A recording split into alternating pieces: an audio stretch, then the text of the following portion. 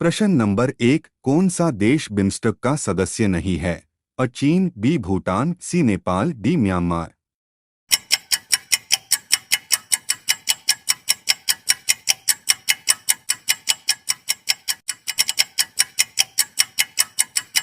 सही जवाब है अ चीन।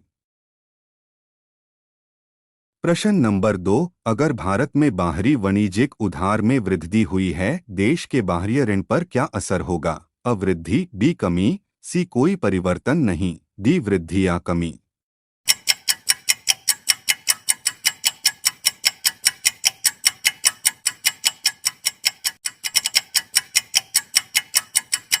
सही जवाब है अवृद्धि। प्रश्न नंबर 3, पंजाब J34 भारत में किस फसल की किस्म है? अ मक्का, बी बाजरा, सी रुई, डी गेहूं।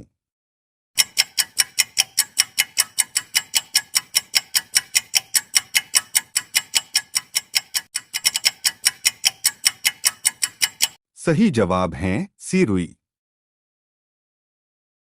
प्रश्न नंबर 4, अर्थव्यवस्था का पिता किसे कहा जाता है? अ Adam Smith, B लोमार्क, C David Hume, D Darwin.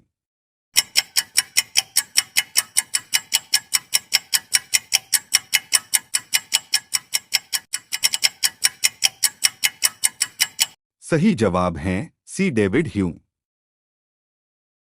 प्रश्न नंबर 5, निम्नलिखित में से कौन सी फसल मीथेन की स्रोत हैं? अ जौ, बी धान, सी बाजरा, डी मक्का।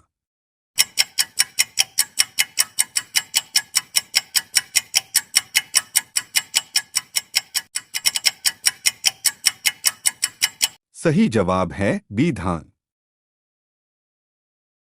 प्रश्न नंबर 6, 1969 में भारतीय बैंकों का राष्ट्रीयकरण किसके द्वारा किया गया? अ संसद में विधेयक पारित करा के, बी राष्ट्रपति के अध्यादेश द्वारा, सी संविधान में संशोधन द्वारा, डी सरकार की अधिसूचना द्वारा।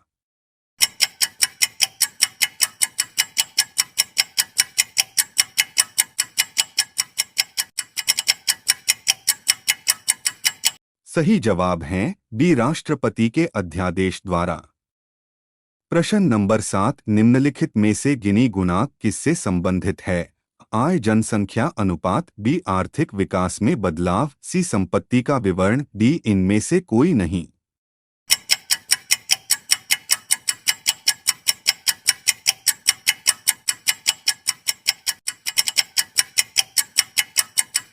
सही जवाब है सी संपत्ति का वितरण। प्रश्न नंबर 8, धन विधेयकों का जिक्र संविधान के किस अनुच्छेद में है?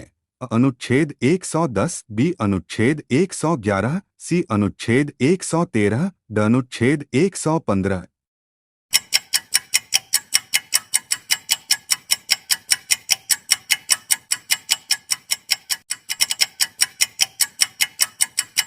सही जवाब है अनुच्छेद 110।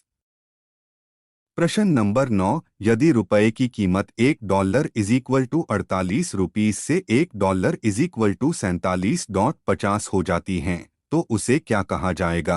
अ रुपए का मूल्यह्रास, बी डॉलर का मूल्यह्रास, सी डॉलर में मूल्य वृद्धि, डी रुपए में मूल्य वृद्धि।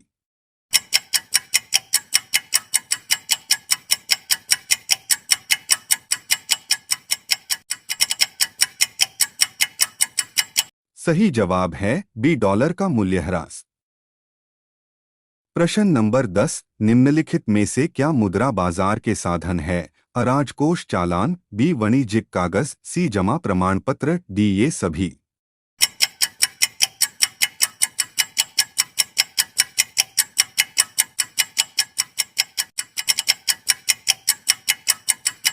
सही जवाब है डी ये सभी।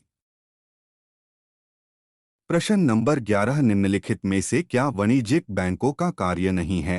अ राष्ट्रीय बचत पत्र बेचना, बी कॉरपोरेट बांड खरीदना, सी कॉल मनी मार्केट में कार्य, डी नो फ्रिल सेवाएं प्रदान करना।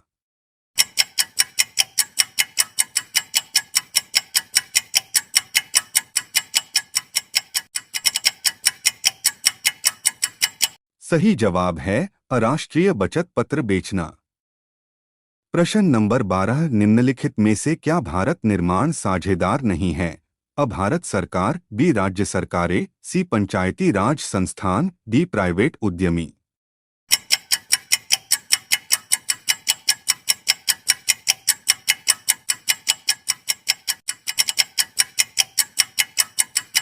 सही जवाब है डी प्राइवेट उद्यमी।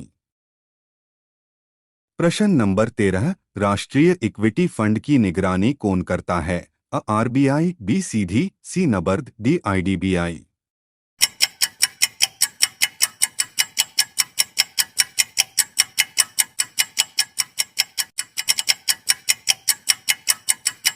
सही जवाब है बी सीधी। प्रश्न नंबर 14, निम्नलिखित में से किस औद्योगिक नीति में भारत में उदारीकरण की शुरुआत हुई? अ नई औद्योगिक नीति 1991, बी औद्योगिक नीति स्टेटमेंट 1977, सी औद्योगिक नीति 1956, डी औद्योगिक नीति 1966।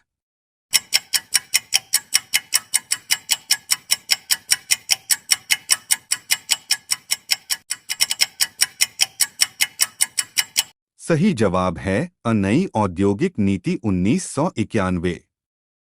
प्रश्न नंबर 15, वर्षा के अलावा भारत में सिंचाई का अन्य साधन क्या है? अ ट्यूबवेल, बी नहर, सी नल, डी टैंक।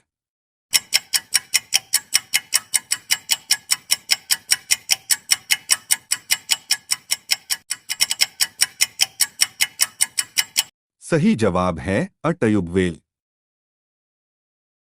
प्रश्न नंबर 16, बैंकेक्स किसका बैंकिंग सेक्टर है? अ बीएसई, बी एनएसई, सी डीएसई, डी इनमें से कोई नहीं।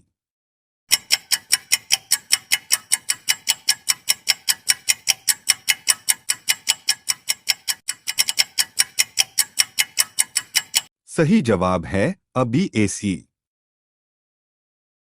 प्रश्न नंबर 17, एक्साइज ड्यूटी किस पर लगने वाला चार्ज है? अ वस्तुओं का आयात, बी वस्तुओं का उत्पादन, सी वस्तुओं का उत्पादन या बिक्री, डी वस्तुओं का निर्यात।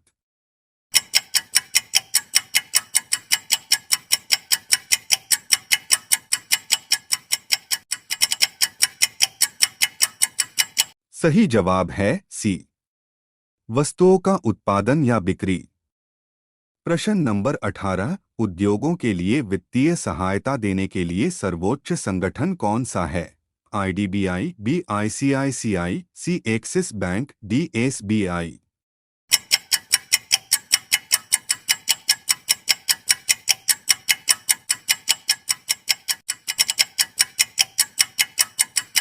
सही जवाब है आईडीबीआई।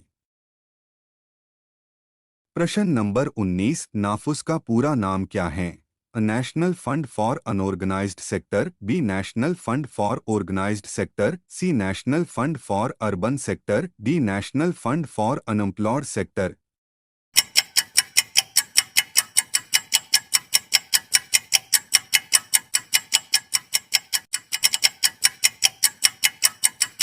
सही जवाब है A national fund for unorganised sector. प्रश्न नंबर 20, निम्नलिखित में से क्या मुद्रास्फीति का सीधा सूचक है? अमूल्य गिरना, बी पहले की तुलना में कीमतों की धीमी वृद्धि, सी खाद्य आपूर्ति में वृद्धि, डी खाद्य आपूर्ति में कमी।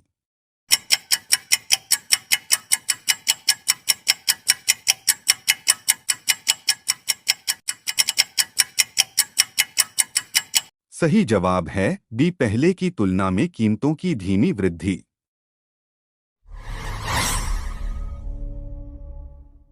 ऐसी ही नॉलेज वाली वीडियो के लिए हमारे चैनल को सब्सक्राइब करें।